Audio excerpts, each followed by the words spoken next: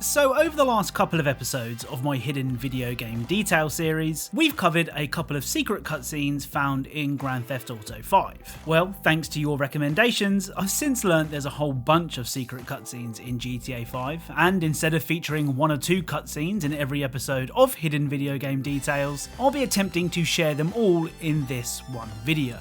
Again, a big shout out to Dark Viper and his community who have probably covered these before me, but hopefully there is something in this video you haven't seen before. As always, if you think I've missed a secret cutscene in Grand Theft Auto 5, then the best place to let me know is in the comment section or on my social media accounts, the links to which are in the description. Of course, given the subject, this video will contain spoilers, so if you haven't, for whatever reason, completed GTA 5, stop watching now. Oh, and if you are a fan of Easter eggs, secrets, and hidden details in video games, then leaving a like, subscribing, or turning notifications on so that you don't miss an upload is really appreciated. Anyway, without further delay, let's get started. So first up is the Complications mission. This mission sees you playing as Franklin as he breaks into a house to repossess a car. Now this mission actually contains 4 secret cutscenes, with 3 of them being found in the house itself. First, if you walk into Jimmy's room, this will happen.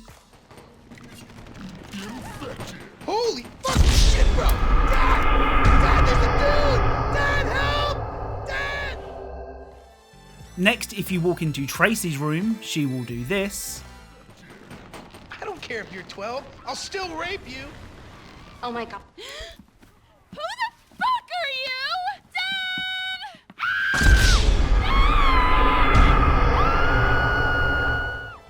Finally, and by far my favourite of the 3, if you're discovered by Amanda and her tennis coach, this will happen. You're a real pro, Mrs. DeSanta. Who the fuck are you? Can I help you? Oh, Hey. do something! Fucking Help! So after finally making your way through the house and stealing the car, it's soon revealed that the house belonged to career criminal Michael DeSanta, who was hiding in the back seat of the car. He seems to take a liking to Franklin and asks him to drive to whoever told Franklin to steal the car. Well, if you decide to take a detour and don't drive to Simeon's dealership, this will happen. This don't look like the way to No Credit Alley to me. Shit, man, with traffic and all, this way is fast. Dumb move, kid.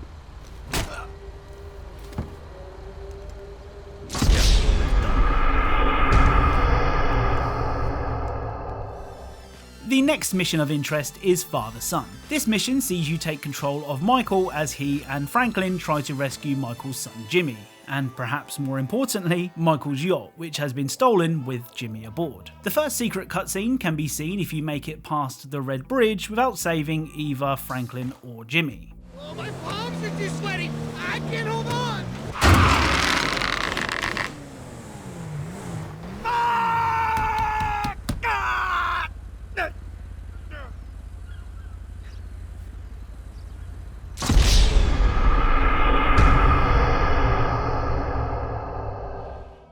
The second secret cutscene for this mission can be triggered by saving Jimmy, but not Franklin. Fucking this up! Dad, don't be all butthurt. At least you got me out of there. You listen to me, you little shit. That kid just jumped off the hood of a moving car to save your ass, and now he's gone. And so's my boat! Again, I get the impression that Michael is more annoyed that the boat is gone, but I'm sure his heart's in the right place. Next up is the mission Friend Request. This mission sees you once again playing as Michael with the instruction to dress youthful. There is a reason for this, of course, as you're trying to blend in at the definitely not a Facebook parody Life Invader. After gaining access to the Life Invader offices, you have to plant explosives in a prototype phone that is due to be shown on TV later that day. Now, usually after sabotaging the phone, you would head back to Michael's house and detonate it from the comfort of your sofa, killing Life Invader CEO Jay Norris in the process. However, if you fail to make the phone call, this will happen. At around this point in my presentation, there was meant to be a call from my product team to introduce the device, but we're experiencing some technical difficulties. I hate to keep you waiting any longer, but trust me, it's worth it. And don't worry, I will fire several people for this. Up next is the first playable heist in Grand Theft Auto 5. Well, if you don't include the prologue. The jewel store job has you ransacking a jewellery store with a time limit that's dependent on the squad you've chosen. There's normally more than enough time to get the job done, but if for whatever reason you don't escape the store in time, this will happen. Get out of there now or you will be arrested and imprisoned. Go! Get out with your hands up! Shit! Get off the bike! Motherfucker! Drop your weapon! Yeah, I get it. Move down. Took too long. Down slow. I was out, you know. Got you, motherfuckers.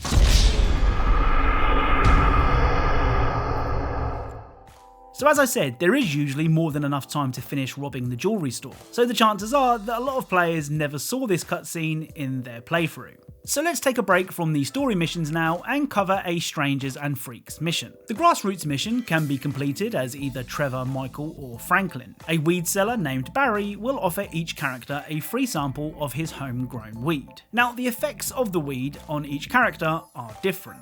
For example, here is what happens to Michael if he smokes the joint. I never let them get too near. Oh, the fuck is that?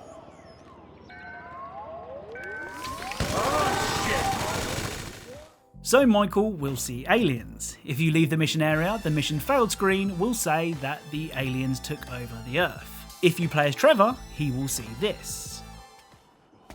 Those clowns over there?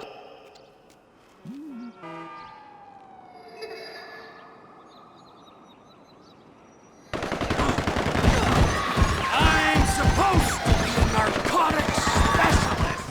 So Trevor sees perhaps an even scarier sight. Clowns. Failing the mission with Trevor, we'll see this mission failed screen appear, which will say the clowns overran the city. Now what's really funny is, when you meet Barry when playing as Franklin and try Barry's super homegrown weed, this will happen.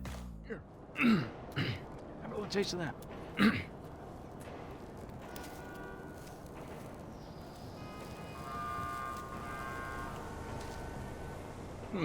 Just a mellow, sophisticated high. Man, this seems a little dry. Can't you see the aliens? Man, what else are you taking? Man, this shit is garbage. So I'm assuming that because Franklin is a habitual weed smoker, he doesn't suffer the same side effects as Trevor or Michael. Right, back to the story missions now with Dead Man Walking. Michael meets up with FIB contact Dave Norton, who wants Michael to infiltrate the city morgue to confirm the death of an FIB suspect. Now before moving on, why does Dave knock out Michael before telling him his plan? He starts to briefly explain what he wants Michael to do, but that's after smacking Michael over the head. So for all Dave knows, he's telling his plan to an unconscious Michael. This has always annoyed me, and perhaps I've missed something, but I had to get this off my chest. Anyway, Michael is taken to the morgue where he is absolutely roasted by the medical examiners. Alcoholic. I wouldn't take any bets on the state of the liver. Do we still think 40s? Takes a toll. He's an advert for clean living. Note the discoloration of the teeth and the fingers. Smoker. Pack a day, I'd say. Probably cigars, too. I was going like there was no tomorrow.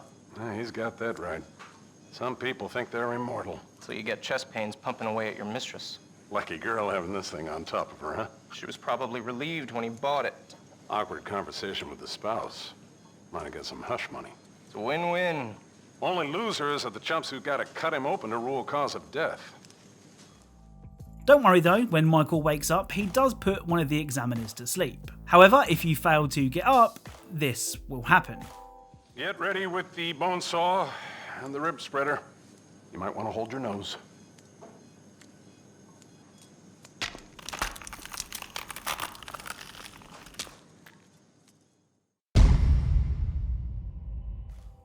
So Michael is opened up with a bone saw, which I'm guessing isn't fun. Next up is the infamous By the Book mission. By the Book has you playing as Trevor as he tortures Mr. K for information to pass on to Michael, so that Michael can assassinate the right person. Mr. K is put through the ringer whilst in the torture chair, so much so that at one point he dies and needs to be revived. Rise and shine! How long was that? Well, if you fail to act quick enough, this will happen. Now hold on. Hold on. Forget it. He's fucking dead. Oh yeah, poor bastard, man. You are a fucking moron. Whoa. Hey, I just spent the past few hours torturing a seemingly innocent guy to death, and I don't even know why I did it. So does that make me a fucking moron? You're going down, punk. At the exact moment I get bored with you, your little racket will end. Yeah, you love those fucking tough guy lines, don't you, huh? Fuck you. Now I don't know about you guys, but I'm surprised by the amount of restraint shown by Trevor in this scene. Next up is minor turbulence. Placing you in the shoes of Trevor, you have to try and guide a crop duster into the back of a cargo plane. So just an average Tuesday for Trevor. After killing everyone on board, fighter jets shoot the plane down. Now usually Trevor would find a parachute and jump to safety. But if you fail to act, this will happen.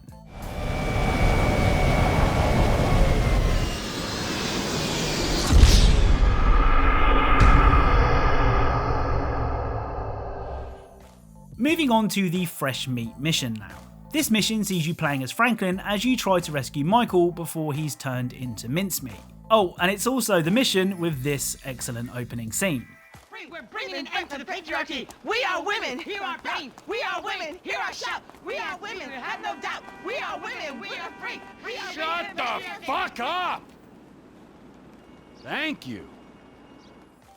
Anyway, if you take too long in reaching Michael, you will fail the mission. But if you never change to Franklin after seeing Michael strung up, not only will you hear some pretty funny dialogue, Your bottom, boys. He ain't coming. Enough with that shit. Let me die in peace. He no love you. You die alone. Look, I get the point, you asshole. I fry your ass like dumpling. but this will also happen. Hey, you can still stop this! You can stop it! Come on! Oh shit!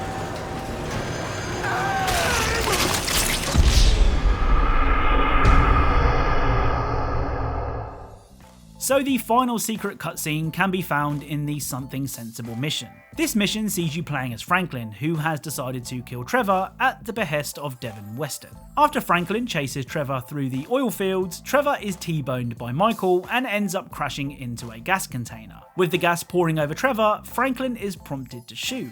However, if you fail to do so, this will happen.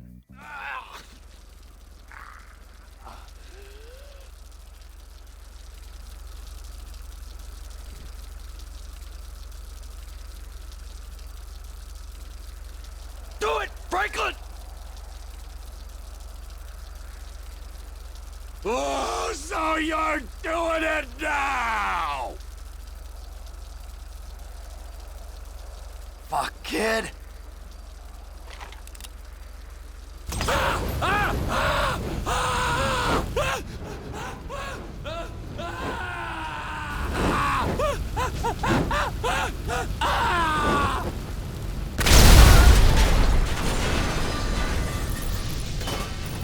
You always like gasoline, Trevor!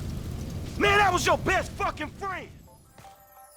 So that's it. That is all of the cutscenes in Grand Theft Auto 5. At least I think it is. If you enjoyed this video, then leaving a like is really appreciated. If you are a fan of Easter eggs, secrets, and hidden details in games, then perhaps consider subscribing, as that's what this channel is all about. Thank you all very much for watching, and I'll speak to you all soon.